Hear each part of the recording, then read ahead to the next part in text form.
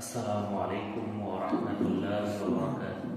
ওয়ালাইকুম আসসালাম রাহমাতুল্লাহি ওয়া বারাকাতুহু। হযরত জিয়াদ ইবনে ইলাকাহ রাহিমাহুল্লাহ থেকে বর্ণিত, তার চাচা থেকে তিনি বর্ণনা করেন রাসূলুল্লাহ সাল্লাল্লাহু আলাইহি সাল্লাম একটা দোয়া শিক্ষা দিয়েছেন অশ্লীলতা ও খারাপ কাজ থেকে বাঁচার জন্য।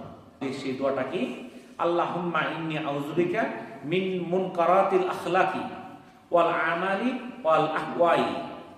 অর্থ, হে আল্লাহ, নিশ্চয় আমি তোমার কাছে খারাপ চরিত্র, অন্যায় কাজ ও কুপ্রবৃত্তির অনিষ্টতা থেকে আশ্রয় চাই।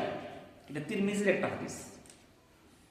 তাহলে আমাদেরকে অশ্লীলতা এবং খারাপ কাজ থেকে বাঁচার জন্য চেষ্টা করতে হবে, আল্লাহর কাছে দোয়া করতে হবে। কিন্তু আজকে আমরা সেগুলো দোয়া, নামাজের দোয়াই জানি না। আর এই দোয়া কোথা থেকে জানবো? তত দেখি, একটু বলেন দেখি। আল্লাহুম্মা ইন্নী আউযু বিকা মিন মুনকারাতিল আখলাকি ওয়াল আমালি ওয়াল আহওয়াই। আরেকটা দোয়া হযরত আবু আহমদ শাকাল ইবনে হুমায়দ রাদিয়াল্লাহু তাআলা আনহু থেকে বর্ণিত, রাসূলুল্লাহ সাল্লাল্লাহু আলাইহি সাল্লামকে বললাম, আমাকে একটি দোয়া শিখিয়ে দিন। তিনি বললেন, তুমি বলো, আল্লাহুম্মা ইন্নী আউযু বিকা মিন শাররি সামঈ ওয়া মিন বাসারি ওয়া মিন শাররি লিসানি ওয়া মিন শাররি কলবি ওয়া মিন শাররি মানি। অর্থ, হে আল্লাহ, আমি আপনার কাছে কানে মন্দ কথা শোনা থেকে আশ্রয় চাই, চোখ দিয়ে মন্দ কিছু দেখা থেকে আশ্রয় চাই, জিহ্বা দিয়ে মন্দ কিছু বলা থেকে আশ্রয় চাই, অন্তরে খারাপ চিন্তা থেকে আশ্রয় চাই, দেহের কামনা বাসনার খারাপ চিন্তা থেকেও আশ্রয় চাই।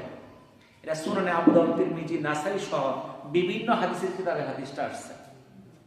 তাহলে আমার কান দিয়ে যেন অশ্লীল কোনো কথা না শুনি, আমার চোখ দিয়ে যেন অশ্লীল কিছু না দেখি, আমার জিহ্বা দিয়ে যেন আমরা কোনো মন্দ কিছু না বলি। এটার জন্য আল্লাহর কাছে প্রার্থনা করতে হবে, আল্লাহর কাছে চাইতে হবে। না চাইলে আমি কি করে পাবো? এই জন্য আমরা আগে যে যাই করছি আল্লাহর কাছে তওবা করি, আল্লাহ তাআলা আমাকে মাফ করে দিন। আমিন। কারণ আল্লাহ তাআলার কাছে মানুষ যখন গুনার জন্য মাফ চায়, আল্লাহ তাকে মাফ করে দেয়। যতক্ষণ পর্যন্ত আমার ঈমান আছে, যতক্ষণ পর্যন্ত আমার জীবন আছে, ততক্ষণ পর্যন্ত সুযোগ আছে। মারা গেলে কিন্তু আর তওবা করা যাবে না। তাহলে সুযোগ আছে তওবা করার, আমরা তওবা করি যে আমরা যেই কাজ করছি এই কাজ আর করবো না, আমাদের সন্তানদেরকেও এই পথে আমরা যেতে দিব না। তো যেই কথাগুলো শুনলাম, আল্লাহ তাআলা আমাদেরকে আমল করার তৌফিক দান করুন। আমিন। ওয়া আখিরু দাওয়ানা আলহামদুলিল্লাহি রাব্বিল আলামিন। আসসালামু আলাইকুম ওয়া রাহমাতুল্লাহি ওয়া বারাকাতুহু।